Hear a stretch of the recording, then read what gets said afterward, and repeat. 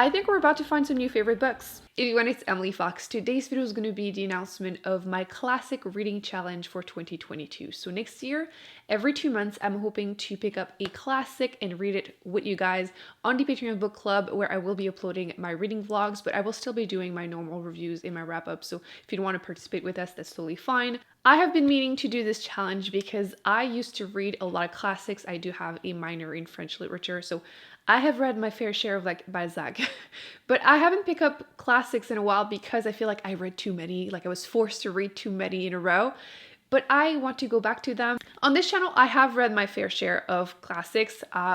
Just last year, I finished finally Le Comte de Monte Cristo by Alexandre Dumas. It took me a shameful amount of time to finally get to part 2. Let's not talk about that, you know, it just took me like, what, 4 years in total to read this book?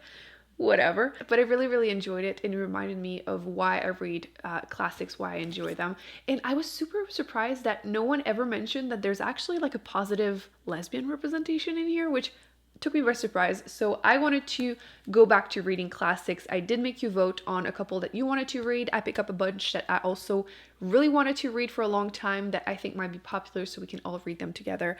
I tried to make it like a mix of female and male authors, and also like French, English, like some Russian classics, but I would love to hear your favorite ones in the comment section, because I'm hoping to continue this like long term, you know, maybe every year. And I feel like one every 2 months gives us a little bit of time to get our hands on the book.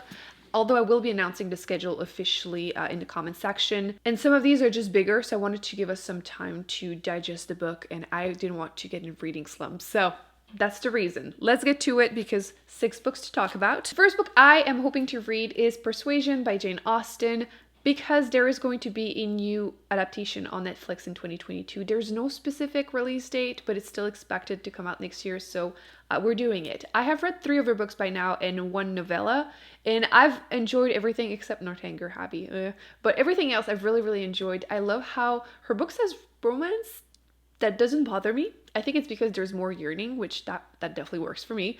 It's not like fast-paced, there's some slow burn, which I prefer to everything else I've read in romance.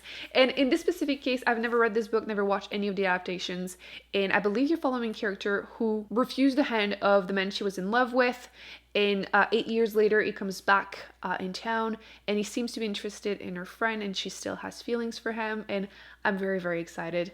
I was so sad when I learned that Jane Austen was actually writing romances with happy endings to compensate for the fact that she never got hers, which made me want to read absolutely everything by her. I love also how she's really funny, and I think that's something that some people, I've heard people say that they didn't like Pride and Prejudice because they didn't get that it was funny, but I love her books. I love Pride and Prejudice. Actually, I did do a video where I talked about all the adaptations I have watched, and I was letting you know which actor, which version of them I preferred. So if you want to go into way too much details, I will link the video down below. But yes, this is going to be our first read. I'm very excited. It's not too big, and I just love her writing, so I don't think this is going to be too difficult for me to get to.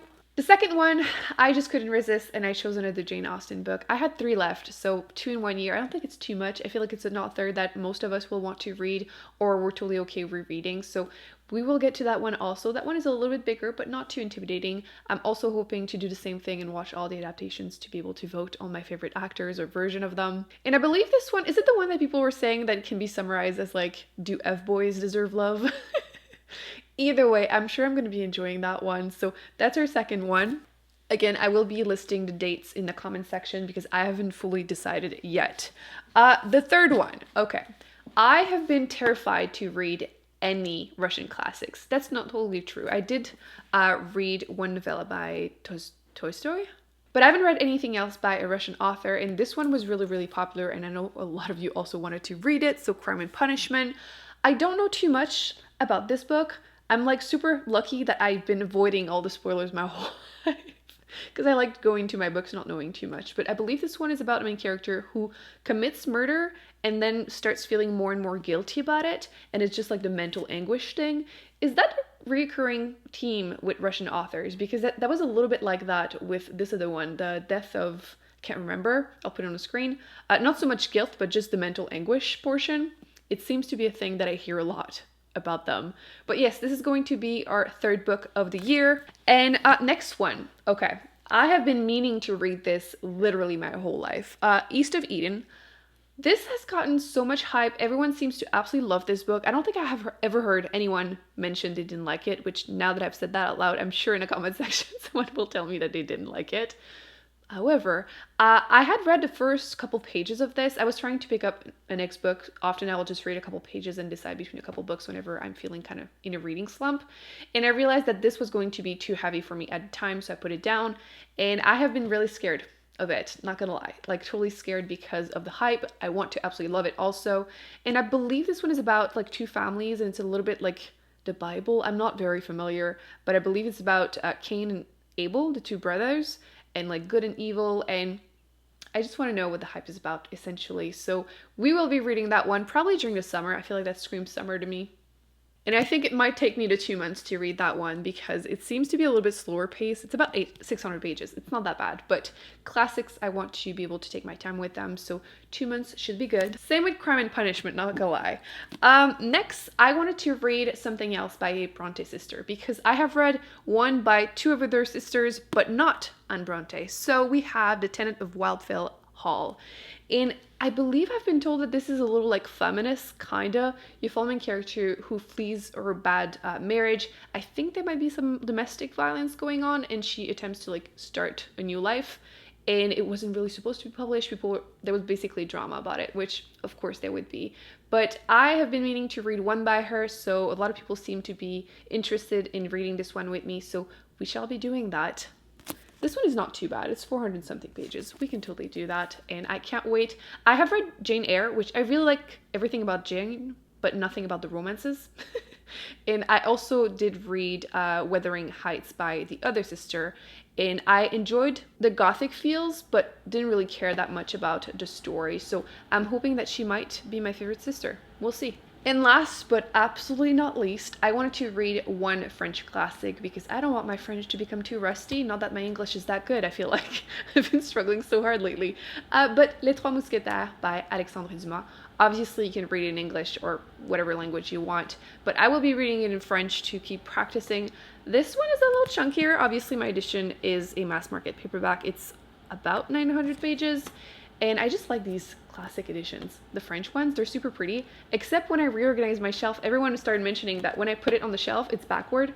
Why are they like this? Just the French ones. I'm realizing that I know literally nothing about the Two Musketeers, although like I feel like I know what it is about, but then you don't really. I do remember trying to read this as a kid. I don't think I've ever finished this, so we shall do that in 2022. No more excuses. I will finally know everything about the book. I already know I like his writing, obviously, after reading The Count of Monte Cristo. I feel like The Count of Monte Cristo, I wasn't expecting the ending to be so different from the movie. Obviously, I hadn't read the whole book ever, but I had grew up watching the movie. So maybe I'll do the same thing, read the book and then watch the movie and compare my feelings. But yes, looking forward to reading that one also with you guys. Now I want to know in the comment section your favorite classics because I want to be able to come back to this video next year when I'm preparing this version for 2023 and be able to pick some of the ones that you guys mentioned that you also wanted to read with me. Let me know which one you're the most excited to read with me and which one scares you the most because I feel like these two terrify me the most. I don't think I would be able to read them without doing it as a challenge in a book club. And that's it. This is my first official reading challenge for 2022. I will link down below. I did do a video about a bunch of challenges I have done in the past and the ones I want to do in the future if you're looking for more recommendations, and definitely subscribe because like I said, it's just one out of like 5 different challenges I'm hoping to do next year. It's going to be a busy year, but I'm very, very excited. So thumbs up. I will be putting more videos on the screen that I recommend you check out, and I will see you in a coming video very soon. Bye. Lonely,